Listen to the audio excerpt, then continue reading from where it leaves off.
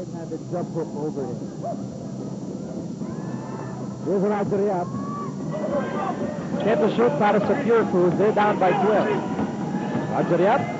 James Yap. On the move. Spins. Over to Roger Yap. Open shot. No go. But Kirby Raimundo will miss. Kirby having a forgettable game here. That's right. The Kirby Raimundo scoreless up to this point. Alam naman natin, pagdating sa opensa, it's James Yap and then Kirby Raimundo. These two guys work hand in hand para sa kanilang team.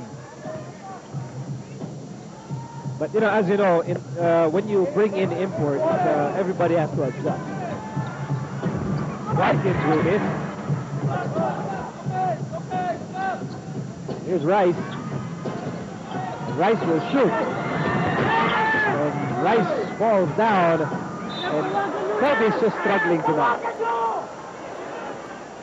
Can't seem to get his bearings. Hindi niya mahuli yung tempo niya para sa laro. And remember, Kirby's one of those guys that really needs a lot of touches because he's a guy, he's a creator first before he's a scorer. Actually led his team in assists the last conference. Para in my memory, last time one of the guys na lagi natin narinig, the big man that does that, all the way back panahon pa ni Mon Fernandez. Meantime, Watkins scores at the post, extending Magnolia's lead to 14 points, 65-51. We'll be back after this. Time to get ready because they are in demand. I rest my case. Yeah, but I was also in demand. They were demanding me to be moved. My teammates. 108 minutes to go in the third quarter. Here's Villanueva. One more try. 8 points in the ball game for the Raging Bull. And here's Cortez. Hustled by James Yap. He's trying to make a move here in the third quarter. Here's Rice. He will really find a way to score. Darius Rice with 31 big points. 31 points para kay Darius Rice with six rebounds. But not surprisingly, no assists up to this point.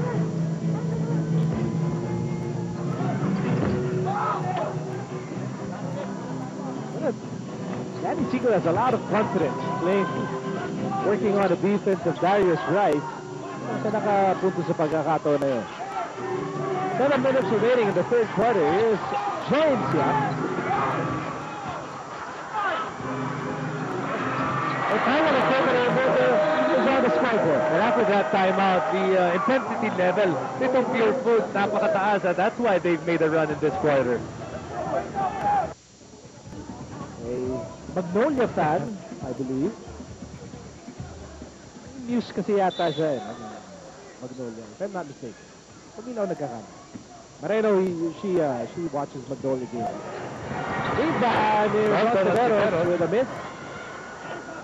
Missing from the outside. Bagong balik yan si Dondon. At ganda yung nilalaro nito si Dondon, ha? Lalo na kaninang first half. Inspired because of the new acquisition sa kanya komponente. Oh, Watkins getting the basketball. And somebody was brave enough to hang on to Jamil Watkins. I remember when I was playing and I would give fouls to big imports. The moment I foul them, I walk away. Going to my bench. You're very smart.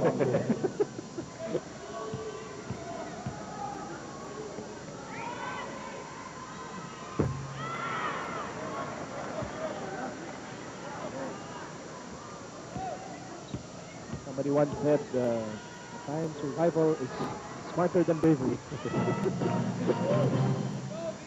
Was that you? No. Obviously, it was a man full of wisdom. The man whose limbs are still intact. Meantime, is Villanueva on the move. Take out Roger Yap. Roger Yap with nowhere to go. Here's Kirby, handoff. Napunta kay Danny Segal. Eventually ending up with Mark Fingris. Magnolia 56-57. Here in the third quarter. We're halfway done in this period. And Monteneros will miss. And here's Fingris who loses the ball. And Villanueva got the leather against Jamil Watkins. Here's Raimundo. And the ball will go to Magnolia. Raimundo really having shooting troubles in today's ball game. You were saying a while ago, timing is off para kay Kirby. Even with that jump shot, napansin natin, pag tira niya, pababa na siya bago niya ni-release. So you can see that the timing is off for Kirby. 7:39 to go in the third quarter. Magnolia pa rin ang namamayana rito, 66-57. Here's Pingo over to Seagull, and now Ontiveros. Ontiveros swag spot in the first half. Here's Pingus outside Seagull. 5 to shoot for Magnolia. Cortez score! All those mini steps that Mike Cortez takes, and with all those small steps that he takes, he's able to get himself free. At maganda pinapakita ni Mike Cortez dito sa kanyang unang laro para sa Magnolia.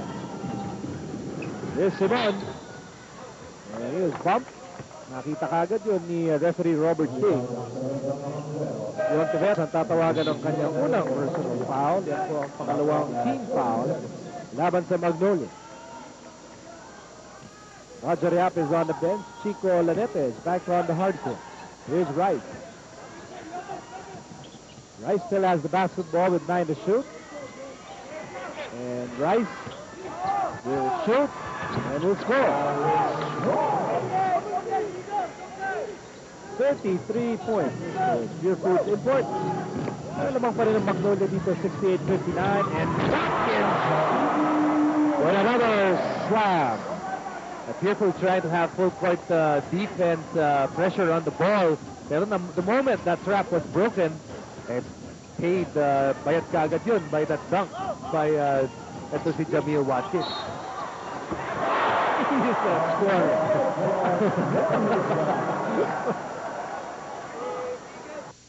Masasaktan guys.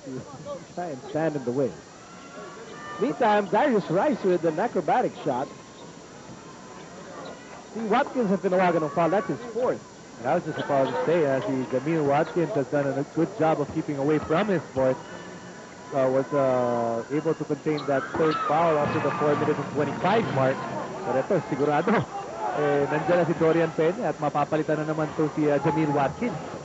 In the meantime, Darius Rice now with 36 points in the ball game. Could this be a Pure Foods comeback in the making? Here's Rice. He fires and misses.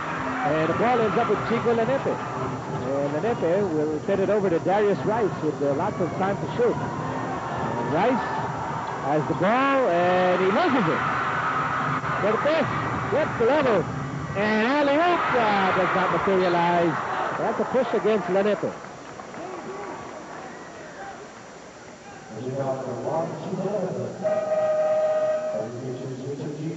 So first personal against Lanete, pang-apat laban sa Pure Foods. Lordy Tugade is back on the court along with Dorian Peña. And as expected, Watkins will sit down. Same goes for Danny Seagull. Raimundo will also take a breather. At pumasok si Richard E. And Cortez is wide open and he will not connect. Peña with a rebound outside Tugade. Tugade on the move. Here's Cortez. Cortez will reset the offense with 8 shoot. At this point, itong Pure Foods sitting on a 2-3 zone. Kaya pinasok na rin ito si Coach Shop, kanyang mga shooters. Lordy Tugade and Don Ontiveros both in there at the same time to help break that zone. 8 points ang inahabol ng Pure Foods. 3.5 to go in the third quarter. 70-62, Magnolia on top. Question is for how long? With Darius Rice trying to lead the way for Pure Foods with 36 big points.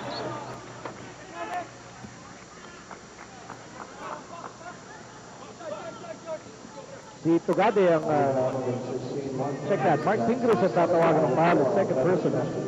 Yan po pang-apat laban sa Magnolia. Now let's see what Pure Foods is going to do right now. Jamil Watkins on the bench.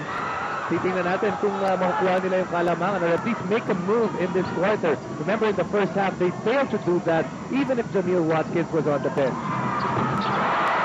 What a shot by Peter Jones Simon. That's a PM3. And don't look now. It's just a 5-point ball game. Another 3 minutes to go in the third quarter. Magnolia led by as many as 14 points in this ball game. Lima na lang ang inahabol ng Pure Foods, 70-65. Here's Ontiveros. Ontiveros over to Tugade. Tugade fires